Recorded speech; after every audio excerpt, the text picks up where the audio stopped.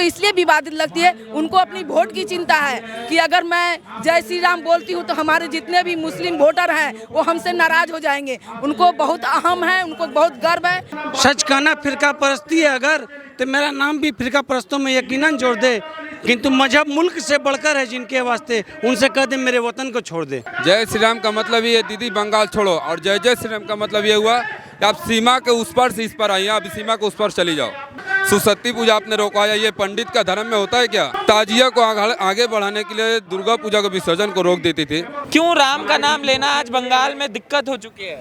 वो तो दीदी को दिक्कत हो रही है ना, हम लोगों को दिक्कत नहीं रही है। तो हमारी संस्कार है जय श्री राम बोलने का, हम लोग बोलते हैं। हम लोग हिंदुत्व को आगे बढ़ाना चाह रहे हैं, लेकिन दीदी को तकलीफ हो रही है, तो उनकी तकलीफ से हम लोगों को कोई लेना देना नहीं है। मगर वो कहती हैं हम असली वाले हिंदू हैं, तो असली वाला हिंदू होके जय श्री राम बोलने में क्या है? हाँ, यस यस, आप जो बोले कि असली वो कह रही हैं, जब असली रहेंगी तो वो दौड़ा दौड़ा के जय श्री राम बोलने वालों को मारने के लिए क्यों दौड़ती हैं? ए तुम यहाँ के गला गली दीचो, वो उनके नज़र में जय श्री राम गला गाली है, किंतु एक हिंदू के नज़र में उनकी अपनी संस्कार है जय श्री राम। तो इसलिए हम लोग तहे दिल से, जब तक हम लोगों की सांस रहेगी, हम लोग जय श्री राम जरूर बोलेंगे, वो चाहे जो भी सितम ढाए। मंच पे अल्लाह अकबर बोल देती हैं, मगर जय श्री राम उनको बोलना विवादित लगता है, गुंडागिरी लगता है। हाँ, उनको इसलिए विवादित लगती है, उनको अपनी वोट की चिंता है कि अगर मैं जय श्री राम बोलती हूँ तो हमारे जितने भी मुस्लिम वोटर हैं वो हमसे नाराज हो जाएंगे। उनको बहुत अहम है, उनको बहुत गर्व है मुस्लिम भाइयों पर कि मतलब इसलिए वो जय श्री राम नहीं बोलना चाहती हैं। पंडित हैं दीदी, तो हम सुनते हैं बनर्जी पंडित होता है, पंडित अभी नाम का नाम से पूछना पड़ेगा, पंडित इनका तो गोत्र चेक करना पड़ेगा ना, कि वो पंडित है या नहीं है। मगर वो तो बोल दे रही है असली वाले हिंदू हम हैं। राहुल गांधी भी बोलते हैं कि हम देखिए असली जनेऊधारी हैं, वो सिर्फ इलेक्शन के लिए है जनेऊधारी, इलेक्शन के बाद वो हिंदू से बदल जाते हैं। सिर्फ इलेक्शन में, सिर्फ इलेक्शन में जय सिया राम बोलेंगे, जय श्री राम। तो जय श्री राम बोलने में क्या है? क्या राम जी सांप्रदायिक थे? ऐसा कोई बात? रावण ने भी श्री लगाने से मना कर दिया था, दीदी भी श्री नहीं लगा रही, सिया लगा रही। उनका अल्पसंख्यक वोट का तुष्टिकरण है, वो कर रही है, लेकिन वो बंगाल का, अब ये नहीं समझते बंगाल का कल्चर क्या है। यहाँ शांति सभी को चाहिए, विकास चाहिए। दीदी का पास कुछ भी ऐसा आइडियोलॉजी नहीं है, विकास नहीं है बंगाल कुछ। अभी बंगाल क्या, टीटेगढ़ में हम लोग जहाँ वास करते हैं कोई फैक्ट्री नहीं खुला, जो था वो भी प्राय बंद हो रहा है। कोई भी आज तक के मंच पे आती है, कहती है बंगाल नंबर 1 है, बंगाल में सब कुछ है। तो फिर बंगाल से पलायन क्यों हो रहा है? पहले लोग बिहार यूपी से बंगाल आते थे, अभी बंगाल से बिहार और महाराष्ट्र गुजरात चले जा रहे हैं। दीदी के लिए नंबर 1 है। अब ये तो दीदी का अपना ये है कि नंबर 1 जबरदस्ती दिखाने से थोड़ी होगा। असली वाली हिंदू जो राम बोल रहे हैं वो असली हिंदू, दीदी बोलती है हम असली हिंदू हैं। हमारे राम ही तो सनातन हिंदू हैं, और कोई सनातन हिंदू धन नहीं है। राम ही तो हमारे पूर्वजों की देन है, पुरखों पुरनिया हमारे राम के ही तो अनुयायी होते हुए आए हैं। पश्चिम बंगाल की संस्कृति को नष्ट करने पर लगी हुई है ममता बनर्जी। उन्हें संस्कृति से और धर्म से कुछ लेना देना नहीं है, केवल उनको जीतने से मतलब है। इसलिए वो केवल मुसलमानों को वोट के पीछे बढ़ती है, उसके पीछे भागती है। इसलिए मैं उनसे ही नहीं, पश्चिम बंगाल के लोगों से नहीं, मैं सारे देश के लोगों से कहना चाहता हूँ कि सच कहना फिरका परस्ती है अगर, तो मेरा नाम भी फिरका परस्तों में यकीनन जोड़ दे।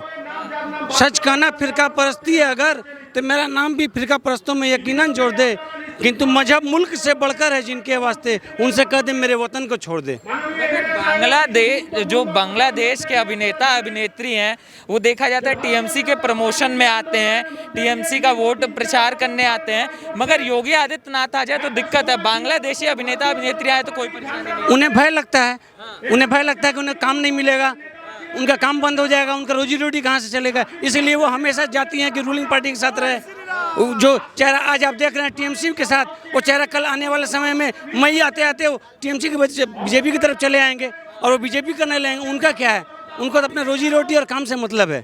जय श्री राम बोलने वालों को जेल हो जाती है, भाजपा वालों को मारा पीटा जा रहा है। जय श्री राम बोलने वालों को जेल इसलिए दीदी करा रही है, जय श्री राम का मतलब ये दीदी बंगाल छोड़ो।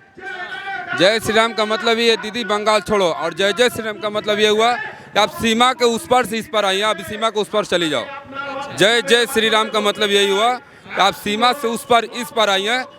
जय जय श्री राम का मतलब आप सीमा से उस पार चले जाओ, और जय श्री राम का मतलब ये हुआ कि आप बंगाल छोड़ो।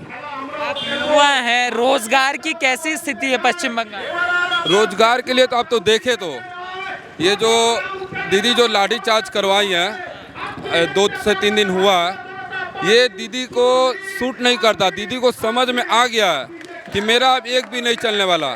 प्रशासन के जोर से जितना काम हो रहा हो करवाते जाओ।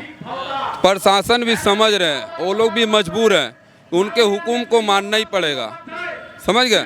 तो ये भी लोग बेचारा क्या करेंगे, इनको अपना ड्यूटी से बंधे हुए हैं और वो जैसे ऐसे बोल रही है वैसे तो किया जा रहा है। जैसे हम यहाँ पे कट मनी क्लब सिस्टम ये क्या है?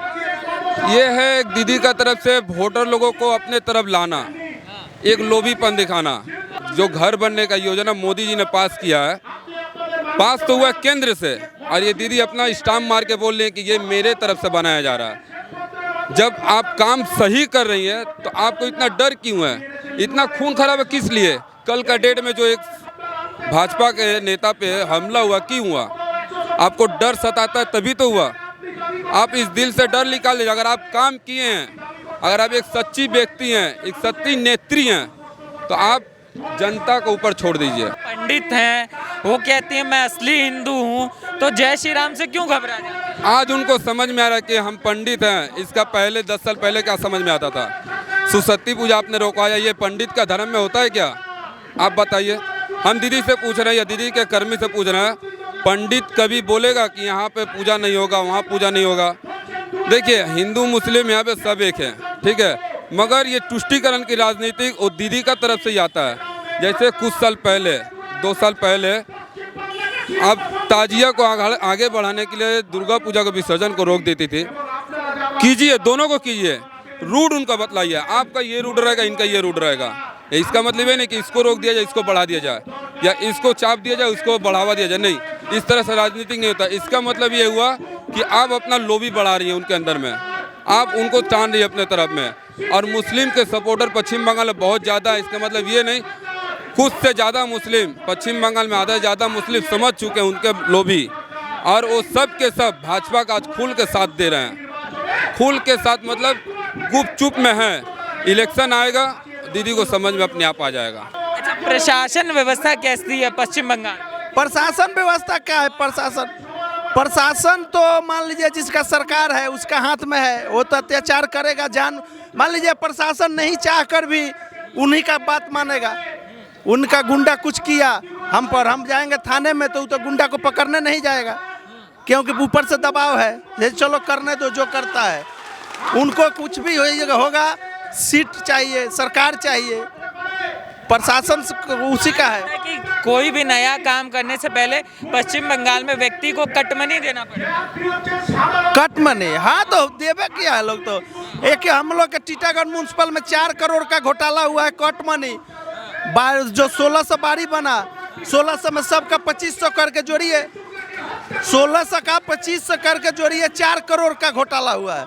तो वो क्या हुआ? गरीब को घर बनाने के लिए आया है, म्यूनसिपल वाले 25,000 करके लिए है, तो कट मनी ना हुआ। मनी का होता क्या है दादा, किस इस्तेमाल में आती है कट मनी, कौन लेते हैं? कट मनी वही तो घूसखोरी, और क्या हुआ? कट मनी आपका काम कराए तो पैसा लिए, यही हुआ कट मनी। जैसे आपने बता गए तो बारी बना है, तो 1600 बारी हमारे टीटागढ़ म्यूनसिपल से बना है। 1600 बारी में 2500 करके जोड़ लीजिए, 4 करोड़ का घोटाला हुआ है खाली उसमें, घर बारी में। दीदी कह रही है कि एकदम घोटाला मुफ्त है पश्चिम बंगाल। दीदी का कहना है, दीदी के हटने के बाद पता लगेगा ना, जब खोज होगा तब। उसी से तो डर रही है वो, उसी से तो डर रही है। का डर है दीदी को? एकदम बिल्कुल डर है, क्योंकि घोटाले से पूरी मतलब ओतप्रोत है दीदी। हाँ, और इसीलिए वो डर रही हैं कि हम लोग अगर इन लोगों को नहीं रोक सकते हैं तो और आने वाला दिन में हमारी परिस्थिति और ख़राब हो जाएगी, हम बिल्कुल ही पश्चिम बंगाल से नील हो जाएंगे। यहाँ बहुत ज़्यादा घोटाला हो रही है अभी पश्चिम बंगाल में। घोटाला के साथ साथ नरसंहार हो रही है। आए दिन बीजेपी को कैडरों को, पदाधिकारियों को मारा जा रहा है, जान से मार दिया जा रहा है। 132 जो बीजेपी के कर्मी हैं उनको, हमारे एक युवा नेता थे मनीष शुक्ला जी, वो इतने माने समाज सेवी थे लेकिन उनको भी ठीक थाने के सामने, टीटागढ़ थाना के सामने उनको हत्या करवा दी गई।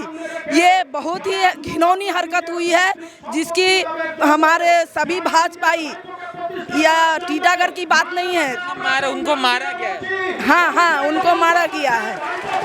तो इसलिए सभी भाजपाई क्रोधित हैं कि हम लोग इस बार, भाजपा ही नहीं पूरे पश्चिम बंगाल के लोग क्रोधित है। कुछ सामने है, कुछ अभी हम लोगों को पीछे से साथ दे रहे हैं। वो लोग कह रहे हैं कि नहीं, हम लोग इस सरकार को डुबा के रहेंगे, गिरा कर रहेंगे और नई सरकार लाएंगे, बीजेपी की सरकार लाएंगे, एक साफ सुथरी सरकार को लाएंगे। पश्चिम बंगाल में हिंसा का बहुत माहौल है। हम बोल सकते हैं, हम नहीं बोल सकते हैं। बोले हिंसा बहुत है, जैसे बता रहे पश्चिम बंगाल में हिंसा बहुत है।